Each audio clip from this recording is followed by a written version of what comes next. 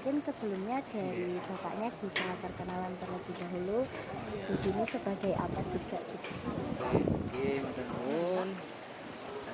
Perkenalkan nama saya Rudi Haryanto. Alhamdulillah di Puncak Sosok kami dipercaya oleh teman-teman sebagai yang diamanatkan menjadi istilahnya ketua pengelola Puncak Sosok.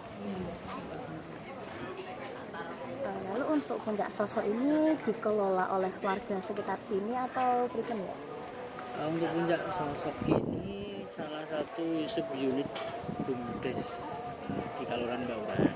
Tetapi memang sebagian besar masyarakat Jambon dan masyarakat sekitar Puncak Sosok sini yang mengelolanya. Tapi kalau untuk legalitasnya itu subunit BUMDes. Kalau dulu kan kebetulan saya kan tahu Puncak Sosok kan dari sebelum kayak gini ya Pak ya. Nah kalau mulai dikelolanya Puncak Sosok hingga sampai jadi kayak gini tuh mulai dari tahun berapa sih Pak? Kalau Puncak Sosok itu kita mulai kembangkan sebagai tempat wisata sebenarnya kita di 2017, cuman waktu itu memang baru pembangunan akses menuju ke Puncak Sosok karena sebelum 2017 itu belum ada akses menuju sini.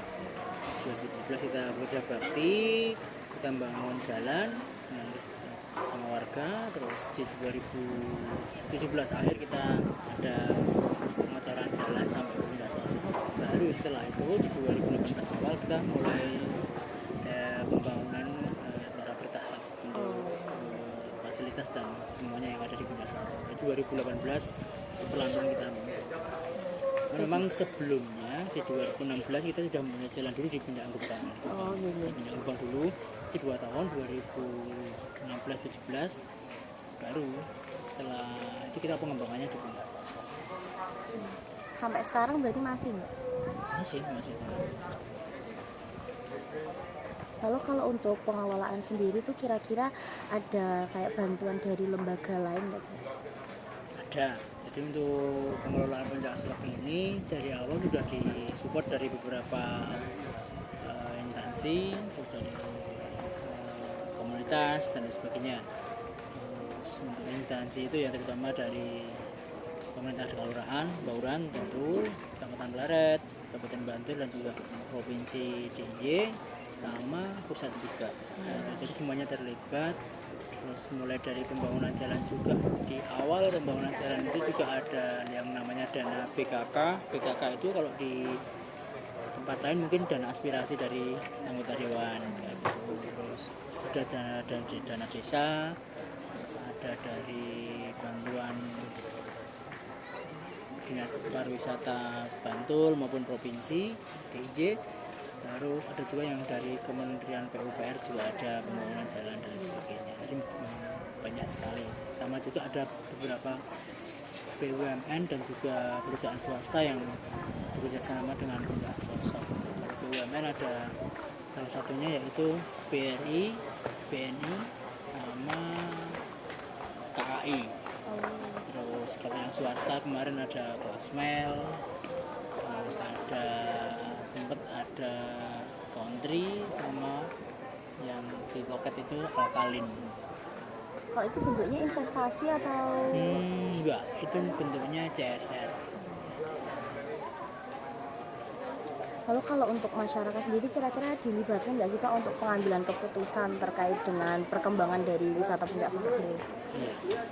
Kita dalam 1 bulan sekali itu ada di mana seluruh istilahnya perwakilan dari unit di Puncak Sosok ini ada beberapa unit pengelolaan, misalnya ada parkir, tiket, warung, ada teman-teman dari kebersihan, tukang dan sebagainya. Di situ perwakilannya itu kita kumpulkan untuk diskusi, membahas evaluasi pembangunan maupun perjalanan yang sudah kita lakukan sama pengembangan setelahnya itu mau seperti apa dan sebagainya. Itu di setiap bulan itu ada pertemuan. Lalu ada nggak sih Pak kayak pelatihan atau program pengembangan bagi masyarakat untuk meningkatkan keterampilan di bidang pariwisata? Untuk pengembangan SDM ya, Iya. itu dari awal sudah kita laksanakan karena jujur kita berawal dari nol pengetahuan, sama sekali kita nggak tahu tentang basic pariwisata, karena kami juga awalnya juga hanya istilahnya niat baik pemuda ini yang pengen wilayahnya atau daerah kami dijadikan tempat wisata, tidak ada sama sekali yang basic di dunia pariwisata. Tapi alhamdulillah dengan bantuan dari pemerintah, mulai dari pemerintah desa juga ada beberapa kali itu kegiatan memang dari desa juga sama kerjasama dengan pihak-pihak kampus, itu istilahnya pengabdian masyarakat untuk peningkatan kapasitas terkait pengelolaan wisata, pengelolaan misalnya guiding, terus pengelolaan kuliner dan lain sebagainya. Dari situ juga ada dari beberapa kegiatan yang dilakukan oleh pemerintah Kabupaten Bantul melalui dinas wisata itu setiap tahun itu ada beberapa kali peningkatan kapasitas SDM, dan di situ setiap kali kegiatan kita dilibatkan, baik provinsi juga sama. Jadi banyak sekali kegiatan-kegiatan untuk penunjang peningkatan kapasitas untuk istilahnya apa ya, pengembangan Pindasab dan juga istilahnya ini pelayanan bagi wisatawan. Lalu kalau dari segi ekonomi Pak, itu gimana sih Pak cara dari pengelola wisata Puncak Sosok ini untuk memastikan bahwa dampak ekonominya itu juga dapat dirasakan sama warga sekitar sini? Untuk dampak ekonominya alhamdulillah sangat terasa ya bagi masyarakat sini, terutama karena mungkin ya, sedikit sejarah apa istilahnya, dulu sebelum Puncak Sosok ini kami kembangkan kan warga masyarakat banyak yang bekerja di pabrik luar negeri, terus buruh bangunan, buruh tani, bukan tani, buruh tani dan sebagainya. Dan semenjak ada Puncak Sosok ini, alhamdulillah sebagian besar masyarakat sekarang beralih ke Puncak Sosok, baik menjadi pedagang, karyawan warung, terus menjaga tiket, toilet, terus tenaga-tenaga kerja yang ada di Puncak Sosok ini, terus tenaga parkir dan sebagainya. Dan alhamdulillah lebih dari 200 orang sekarang yang terlibat di Puncak Sosok ini. Jadi dampak ekonominya sangat kami rasakan sekali. Berarti sebagian besar itu warga sekitar nggak? Ya, alhamdulillah lebih dari 70% warga masyarakat sini sudah terlibat di sini semuanya. Walaupun memang secara merata itu belum, cuman sebagian besar sudah. Lalu ada nggak sih Pak kayak distribusi keuntungan atau program bagi hasil gitu yang diberikan ke masyarakat sekitar dari pendapatan wisatanya? Untuk bagi hasil ke masyarakat itu ada beberapa apa istilahnya, beberapa titik apa beberapa apa ya sebutannya, ada beberapa. Yang pertama untuk masyarakat sendiri di tiap-tiap RT yang di sekitar Puncak Sosok ini ada 7 RT yang tiap bulannya itu kita istilahnya kompensasi, baik kompensasi kegiatan karena lalu lalang kendaraan dan sebagainya, bisingnya dan sebagainya, kita kompensasi walaupun memang tidak banyak tapi ada itu kita siapkan. Sama untuk ke desa juga itu tiap bulannya kita memberikan PAD. PAD itu pendapatan asli desa, itu sudah kita berikan ke Kelurahan Bauran itu sebesar 5% dari penjualan tiket sudah kita berikan ke sana tiap bulan ke sana. Dan untuk dampak lain yaitu misalnya setiap tahun ataupun setiap ada kegiatan-kegiatan kampung semisal 17-an itu setiap proposal dari warga kita utamakan warga sekitar untuk kegiatan. Dan juga misalnya pas hari raya itu ada beberapa tali asih yang kita berikan ke warga, misalnya ke janda-janda, duda, terus yang sepuh-sepuh dan lain sebagainya itu kita berikan. Lalu kalau untuk kontribusi untuk meningkatkan fasilitas umum kayak jalan gitu, kira-kira ada nggak sih Pak dari Puncak Sosok yang diberikan? Kalau untuk peningkatan kapasitas jalan, kita juga selain dari bantuan dari pemerintah, kita juga dari Puncak Sosok juga berupaya, walaupun memang belum sempurna, tapi kita sudah berikan setidaknya ke beberapa titik yang terlewati wisatawan ataupun masyarakat sini. Misal yang sini kan ada 4 RT, dari 4 RT itu sudah diberikan stimulan untuk pendanaan setiap misalnya kegiatan bersabakti, terus kita memberikan material dan sebagainya untuk pengecoran, pelebaran jalan dan sebagainya, terus penerangan jalan, sama